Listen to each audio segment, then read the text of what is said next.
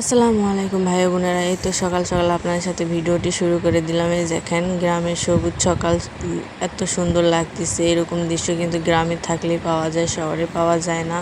সকাল সকাল দিনটা আপনাদের সাথে শুরু করে দিলাম, সাথে রান্না বান্নাও আছে। এত সুন্দর মুগ্ধ গ্রামীণ পরিবেশ আর কি। এই যে এখানে আজকে বুট খাটি রান্না করব, গরুর মাংস দিয়ে, কুরবানির মাংস দিয়ে রান্না করব। আপনাদের ভাইয়ার খেতে মন চাইছে, সেটাই যেখানে আমি চুলার উপর বসায় দিচ্ছি। মেয়েদের জন্য ব্রয়লার মুরগি ভাজা করবো, যেখানে পরিমাণ মতো তেল দিয়ে আদা রসুন বাটা, পেঁয়াজটা ভেজে নিচ্ছি, পেঁয়াজ কাঁচামরিচ ভেজে নিই, আদা রসুন বাটা দিয়ে আমি ভালো করে নাড়াচাড়া করে নিচ্ছি যাতে গন্ধটা না থাকে আদা রসুনের।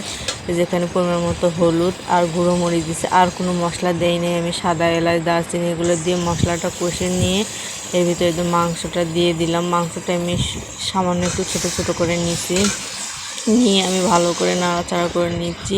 আমাদের ঘরে কিন্তু সচরাচর এরকম মশলা থাকেই, গুঁড়ো মরিচ, হলুদ, লবণ এগুলো সব কিছুই থাকে আমাদের ঘরে। আমি সব কিছু দিয়ে দিছি। আমি জিরের গুঁড়ো, ধনের গুঁড়ো এগুলো কোনো কিছুই দেইনি। এগুলো সামান্য উপকরণ দিয়ে আমি আজকে এটা রান্না করতেছি। আপনারাও রান্না করে খেয়ে দেখতে পারেন। আমার রেসিপি দেখে অনেক মজা হয়েছিল, কিন্তু রান্নাটা আজকে কয়েকদিন পর আপনাদের সাথে ভিডিও ছাড়তেছি। প্রায় 2-3 দিন হয়ে গেল আসলে ভিডিও করা ছিল, কিন্তু ভয়েস দেওয়ার সময় আবার না আপনাদের মাঝে দিতে পারিনি।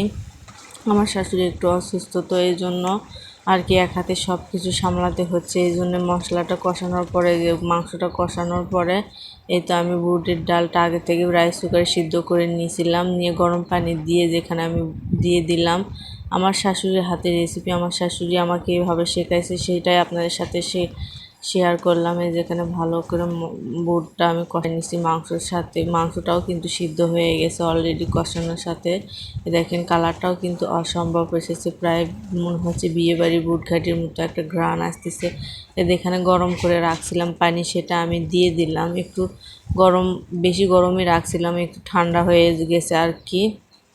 এই যেখানে আমি কষানোর পর আমি দিয়ে দিলাম পরিমাণ মতো ফুটন্ত একটু গরম পানি দিয়ে আমি নাড়াচাড়া করে ঢাকনা দিয়ে বলক তুলে নিয়ে যেখানে বাগার দিয়ে দিচ্ছি। নেমে নিয়ে বাগার দিলে খেতে আরও অনেক মজা লাগে, স্মেলটা ফাইন আসে, কি সুন্দর একটা ঘ্রাণ আসবে আর কি। বুট ঘাটির ভিতরে পরিমাণ মতো তেল দিয়ে পেঁয়াজ দিয়ে আমি বাগার দিয়ে নিচ্ছি, জিরা ফোড়ন দিয়ে। দেখেন মাশাআল্লাহ কালার অসম্ভব এসেছে। আপনারা এই রেসিপি শেয়ার করলাম, যদি ভালো লাগে অবশ্যই লাইক কমেন্ট সাবস্ক্রাইব করে আমাদের পরিবারের ভালোবাসা দিয়ে সাপোর্ট দিয়ে পাশে থাকবেন। এই যেখানে মেয়েদের জন্য ব্রয়লার মুরগির মাংস আমি ভুনা করে নিচ্ছি, মানে ভাজা করে নিব। এটা তো আপনাদের সাথে প্রায় শেয়ার করি, আর আজকে আর বললাম না। আর ইনশাল্লাহ আপনাদের ভালোবাসা পাইলে অবশ্যই আমরা অনেক দূর এগিয়ে যেতে পারবো। ইনশাল্লাহ আপনারা অবশ্যই আমাদের পরিবারের পাশে থাকবেন। যেখানে দেখেন ভাজা করে নিলাম, খেতেও কিন্তু মাশাআল্লাহ অনেক মজাই হবে, মেয়েরা অনেক মজা করে খাবে। আজকের মতো এখানেই বিদায় নিচ্ছি, নতুন কোনো ভিডিও নিয়ে আপনাদের মাঝে হাজির হয়ে যাব। আল্লাহ হাফেজ।